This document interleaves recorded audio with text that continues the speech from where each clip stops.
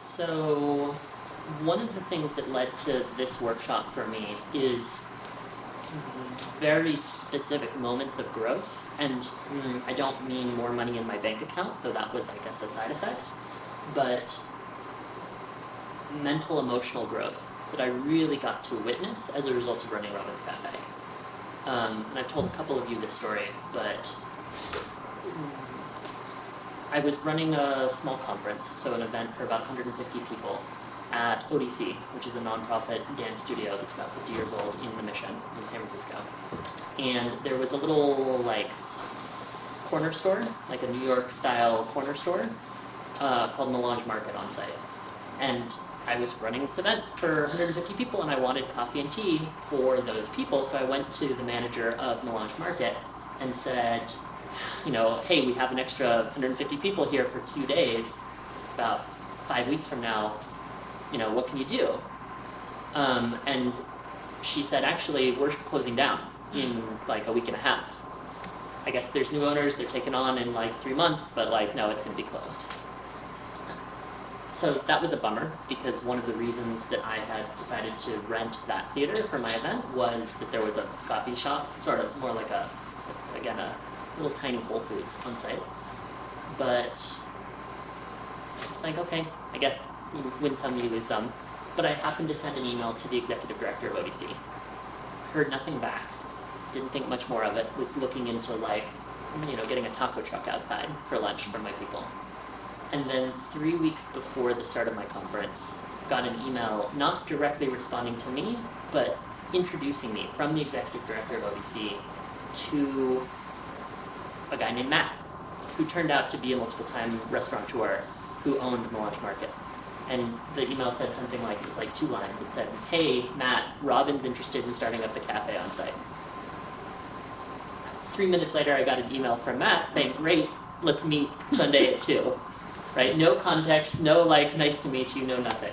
But I was in sort of the flow of producing this event, and I was working like a crazy fiend to sell tickets to the event, to curate, and we were bringing in, I don't know, probably 20 speakers over 2 days. It was at the time the biggest event I'd ever put on. And so it was cool, I'm in the midst of answering email, great, I'll meet you there on Sunday. Who knows what's gonna happen, but whatever, it's gonna be an interesting learning experience. So for sure there was an openness and there was an excitement for the energy, but I was not being thoughtful in saying I want to open up a cafe. I was mostly just I want to provide food for attendees for this thing I'm putting on. Matt showed up with, I think, a 3-page document that was line by line the assets behind the counter. So tables and chairs, espresso machine, front counter. And the total of that was about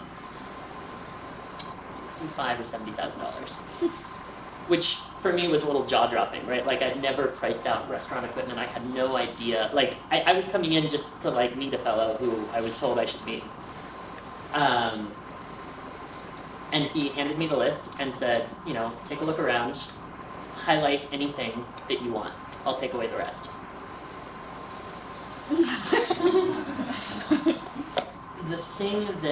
So there were a lot of things that were really lucky. My timing, my long-standing relationship with ODC. I'd been a dancer in that neighborhood. I'd taken dance class as a community member for 10 years. I'd lived in that zip code for 10 years. I was running an event out of the theater, so I was a face that they knew. The current leadership at ODC, at that time, was able to move very fast. I learned 3 years later when I went to sell the cafe that the board of this 50-year-old nonprofit never actually saw the lease that we signed, that the executive director and I signed, right? If they had, it would have taken a lot longer. But what I really had was support. And I've always had the love of both of my parents, of course, but they're actually way more, at least they had been historically way more judgmental of my life choices and of my career and scared for me. I have 2 very dear friends and mentors, Michelle and Rhonda. And for probably the 6 years leading up to that day, I had watched Rhonda, who owns 3 discount movie theaters in Pennsylvania and New York, do her work from a distance. She and Michelle were living in Santa Cruz at the time. And her work was not working behind the counter, serving, movie tickets and popcorn to her moviegoers, but like answering the call at the end of the night when her employees called to report the numbers and saying, hey, how are you and what can I do for you? Rhonda's work, even to this day, is really just loving her people. And she has something like 50 employees. So when I had this opportunity that was so spontaneous and so quick with the cafe, I had this idea that this is a skill, this is something that somebody I know does, and that this is something that maybe I could possibly learn to do. The last time I'd worked food service was bussing tables in 2008, and this was early 2016. But over the 3 weeks in between meeting Matt and seeing this long list of assets at the cafe and my conference, I figured out which assets I wanted to buy. I learned how the ins and outs of running a cafe.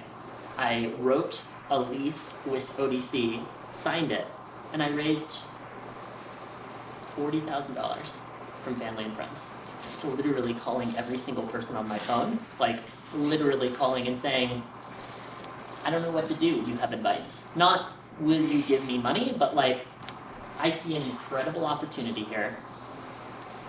What do you think I should do? Will you come and look at the physical location and look at the assets and see the opportunity? And like, do you know how to run a cafe?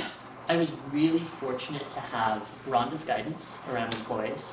I was really fortunate to have Matt, who had been a restaurateur, who was a restaurateur, who could kind of say, oh, you are going to be ordering a ton of avocados. Look at the prices at Greenleaf and at VeggieWorks, and like call both of them and ask how much. Right, I see the chef in the room nodding, but like you're going to have a lot of. He said, your two biggest challenges are going to be staff and vendors, and even just that guidance was super useful. Right, and this was I looked at after he handed me this list of assets. That night when I went home and I was head spinning.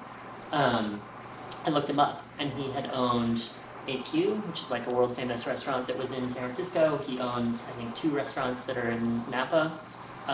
He owned Bon Marché, which is in the Twitter building on Market.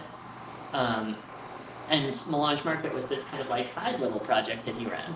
And he was really generous. I mean, he was very clear. He was like, I got 5 minutes, what do you want? Right? but he was willing to answer questions.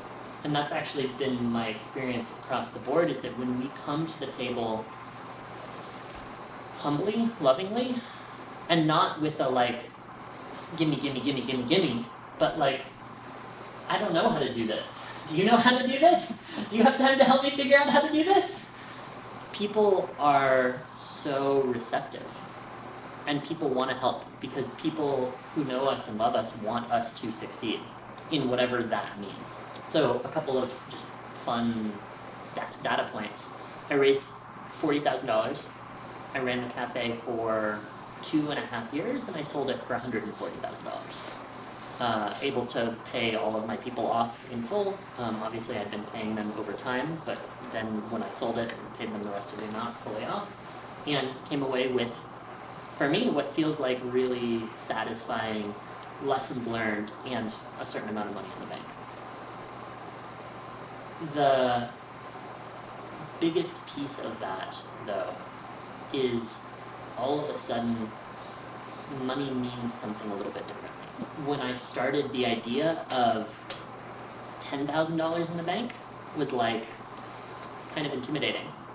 But running the cafe the first month, I saw $25,000 go through the bank that paid for avocados, paid payroll, paid my employees, paid insurance, paid rent, right? All of the stuff that the cafe needed to do. And then every month, as the cafe did better and better, which I can talk about if that's interesting and what we did there, it went $30,000, $35,000, $40,000, $45,000, until eventually I was earning as much in a month through the cafe. And this is before expenses. This is gross, not net. Gross is total earned, net is after expenses, what you walk home with. I never paid myself at the cafe, right? But I also really made a very clear intention at the beginning that I was going to do what Rhonda had done, not what my father had done. I did not work behind the counter at the cafe if I could find someone and pay them to work behind the counter for me. So there were definitely things that I had to do and things that I had to learn, but I very intentionally set out to and successfully built a system that did not require me to work in order to get paid. So as the cafe kept doing better, the reason I was able to sell the cafe is because I had built a system that did not require me on site. Emotional experience of seeing that growth and saying, okay, a couple of years ago I was earning $50,000 in a year myself, and that's before taxes, before paying rent, before paying car insurance, before buying groceries. And then 3 years later at the cafe, saying the cafe is earning $50,000 a month. Before paying employees, before paying avocados, before paying insurance, before paying rent. Oh, interesting, this helps me see an amount of money and say that, like, that's a learned experience.